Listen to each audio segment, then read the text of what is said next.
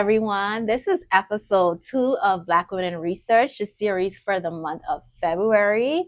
And I have my friend and colleague, Cierra, here. I'm super excited. So, do you consider yourself a sociologist or a criminologist? Sociologist. Okay, so sociologist. Okay, so I have Cierra, sociologist, but you specialize in criminology. All right, so introduce yourself in any way, shape, or form that you want the individuals to know. Okay. Hey, my name is Cierra. I am currently a fourth-year doctoral candidate at University of Georgia. My research was primarily in criminology within victimization. I primarily like to look at missing people of color, missing persons cases, because there's not a lot of academic literature or research on missing persons. A lot of it is just on homicide. And I think that it's really important to look at those cases because there's a chance that the resources and attention it gets can lead to the person being found. So I really like to focus in on missing people of color because they never get the attention they deserve. So Okay, Thank you for sharing that.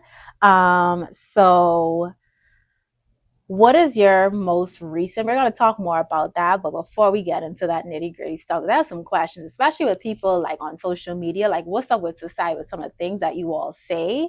And so I saw something in relation to that. So I want to get your professional opinion and expertise on that question on that. So, but what is your most recent project that you're working on, like specifically as it relates to that topic?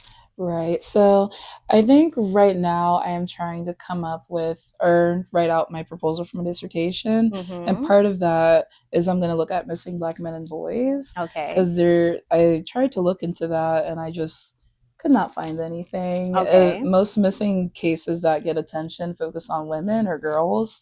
So, and most of the time it's white people. So I was like, okay. So obviously there's some intersectionality happening here with the lack of attention that not only men get, but also like Black men and boys get.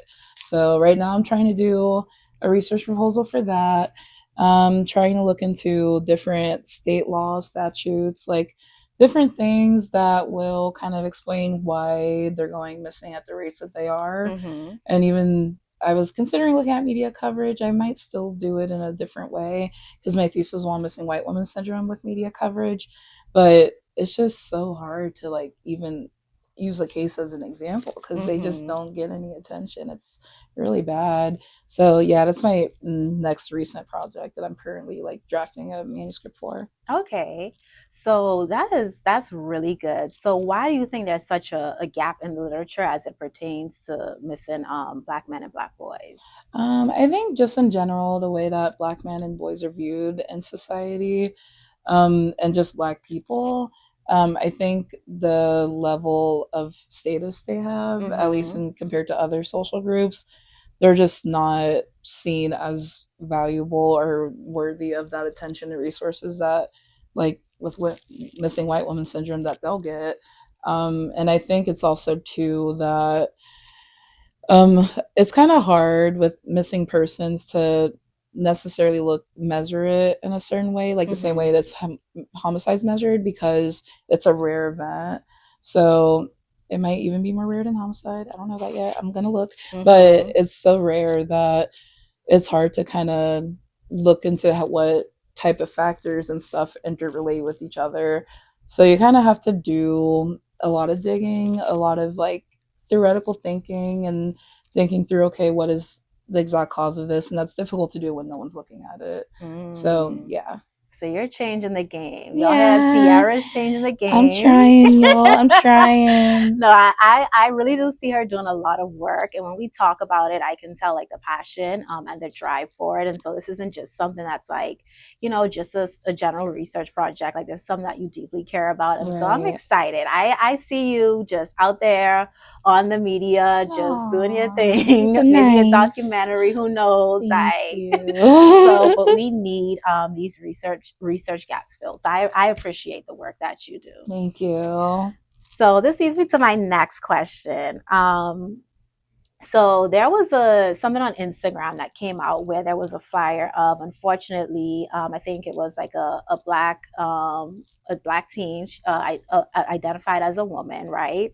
Went missing, and there were like some really scandalous remarks of individuals like, well, maybe they ran away. Like there's just these negative stereotypes attached to those types of situations. So, what would you say to individuals that make those assumptions? Like, what would be your expertise advice or things that you would say in response to that?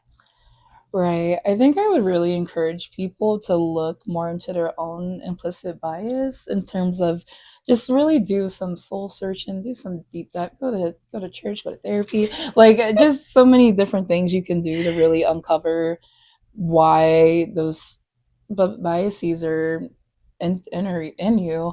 And I think that it's hard when you're looking at the way that, especially missing black men and boys and also black women, are adultification bias is really big. Mm-hmm. So we are seen as older and more mature and more like likely to, like, we're seen as more independent Mm. compared to like the poor white kids who just didn't know what to do. Like, we're treated as if our disappearance is our fault. Mm-hmm. So I think that when people are making those type of statements, I think I just would really encourage them to like kind of just dive deep into why, what are your justifications, Mm-hmm. where's your thought process, like why do you feel that this is okay to say, basically. Mm-hmm. So yeah, I think just takes a lot of inner work and like willingness. So I don't think that's gonna work for everyone, but I just, that's what I would want you to do. Okay. And therapy is also, that's a choice too. Okay.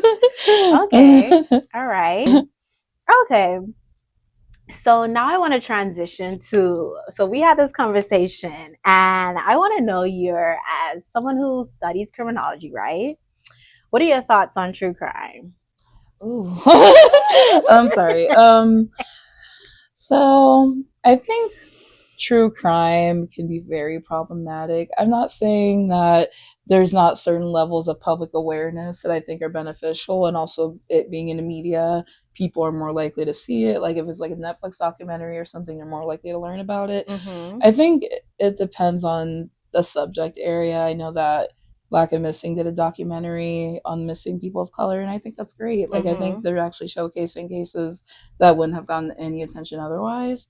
But if you're talking about true crime for the certain types of people, Mm-hmm. I think that a lot of it is very problematic. I think it's sensationalized. I think it's very, like, I don't like saying the word vulgar, but I just think like they emphasize certain, like like if it's a very brutal case, they'll emphasize like, oh, this is what happened to them, instead of like who the actual victim was. Mm. And that's the problem I have with a lot of true crime, is that I feel like they always emphasize the offender and how they grew up and what they went through and why they did this and how they did that, instead of like who the victim was. The victim is just usually like referred to as like, yeah, they lit up the room. Like they like will say like very general, basic, brief statements that make the Mm-hmm. that obviously are like the victim looks good, but you don't really know anything about them, and it's, I feel like that's messed up. Like I feel like victims deserve attention. Like even if they're no longer here, like we Mm-hmm. still deserve to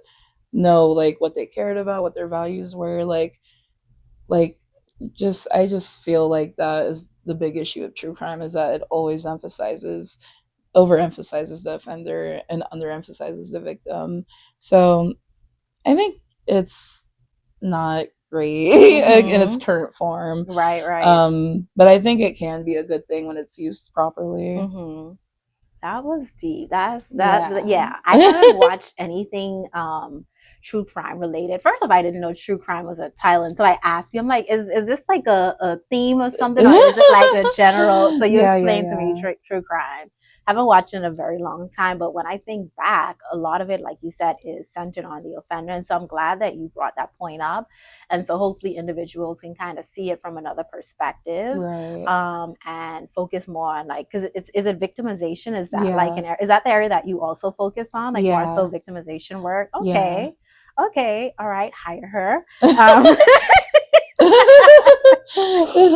So my next question, given that this is a Black Women in Research series, I want to know, how does being a Black woman inform your work? Um, I think my positionality is really, really important to the work I do.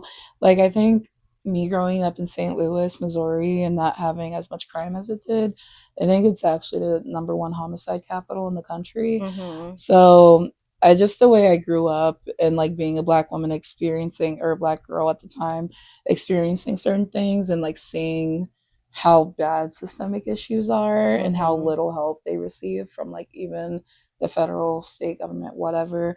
Um, I think it just made me realize like I really kind of have to like as black women, like we always are praised for how independent and strong and all this Mm-hmm. stuff we are. And I think at a young age I realized that I had to be like that. Like I Mm-hmm. think even when it comes to research, like I think I realized like I won't get the assistance and help that I need as a black Mm-hmm. woman, at least compared to certain other types of people. So I think I had to learn how to be an independent researcher like really early. Like Mm. I did my first research lab when I was 19. Okay. Like so yeah, like I've always known that as a black woman like I would have to like go above and beyond to kind of become a good researcher, and not even like I would be a bad researcher if I didn't do those things, but it Mm-hmm. just would be more difficult for me. Right, right. And thank you for speaking to that experience and validating that. That makes me think about the Strong Black Woman schema. And Yeah. so, whew, Yeah. whew. Okay, so that leads me to the next question. So, given that you're a PhD student, right? Given your identity, given all the things that you've had to accomplish and go through and surpass, and I know personal stories, right? That you shared. So, what piece of advice would you give to an aspiring PhD student? Ooh. Buckle up. It ain't gonna be easy. Yeah, I would just encourage people that are considering to get a PhD to talk to, as especially if you're a black woman, talk to as many black women students or former students that you can. Like learn their experience, try to find mentorship. That's really, really important. Um, yeah, I definitely think like networking and like referring to previous students and mentorship is essential, because I think without it, you kind of just are floating around. And it makes certain situations much harder to deal with, because you just didn't have the knowledge or awareness of it without talking to those people. So I definitely think if you're considering it, find out as much information as you can, talk to as many people as you can, especially black women, because we got it tough. Ooh, we got it Mm. tough. I'm not trying to scare you all Yeah, off, yeah, please but do it, but it'll be, yeah. in the words of Sierra, buckle up. I appreciate that. Thank you. So, what are your future goals and aspirations? Like, we know you're going to finish your PhD. We know you're going to get that dissertation. You're going to be done. But beyond that, like, what is the goal? Like the overall goal. What is the dream job or just area or field that you would see yourself working in? I think I really would want to work for.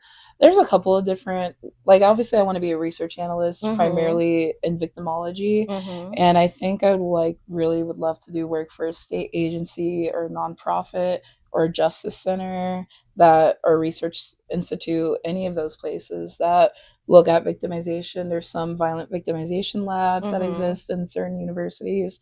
I would consider that too. Just any place where I can really dive deep into the research and like use my skills to inform on actual policy and Okay. applied work. I think that's really important. And a lot of those different agencies, they don't always have access to people that are well versed in that stuff. Mm-hmm. So I would love to help them. I would love to be a researcher for like a nonprofit like Black and Missing. Hey babe, Black and Missing. Okay. Okay. I love it. Yeah, thank Okay. you. So I'm gonna end with like two fun questions. Yay. Okay. So the first one is, if you were not a sociologist, what would you be doing? Ooh, I think I would actually be a social media marketer. Like, yeah, I really Really? like social media marketing, and Okay. then maybe even event planning and, Okay. marketing with that. Like, I love event planning. So I think I would do one of those two things. Like, I find them Okay. very fun. Okay. Nice. And then my last question is, what song do you currently have on repeat? Ooh, okay, guys, don't judge me. So, Justin Bieber's Journals. Okay. I've been listening to Flatline a lot. It's Okay. like his album that no one cares about because it was Okay. R&B. Okay. But I've been listening to that as I've been writing my dissertation, and it's just like Really? I'll send you a song. It's like Okay. actually better than you might think it is. He's Okay. I like R&B, so yeah, Okay. yeah, I'm listening to that a lot. All right. So is Flatlines the album and then Journals is the album, album? and Okay. Flatline is a song. Okay, got you. Okay, I'm gonna have to listen to it on the way home. Yay! All right. So, is there anything else that you want people to know, or in a way you want them to connect with you, or you just want them to mind their business and just see the interview with Well, I'm busy, so I'm just kidding, y'all. Yeah, please reach out to me if you have any questions or anything about grad school. I also have a community group in Atlanta. It's called Peach City Sapphics for queer people that are in the area that want to help volunteer. They want to socialize, make friends. So you can follow at Peach City Sapphics. And also, if you want to follow me, at Sierra Lit and Fit on Instagram, and both of those are on Instagram. So All right. Thank you, Sierra. This was phenomenal. I thank had fun. you. I like being on this Yay. side of things. And Yay. you were really well. Thank So I you. appreciate it. And thank you all for watching. Bye. Bye.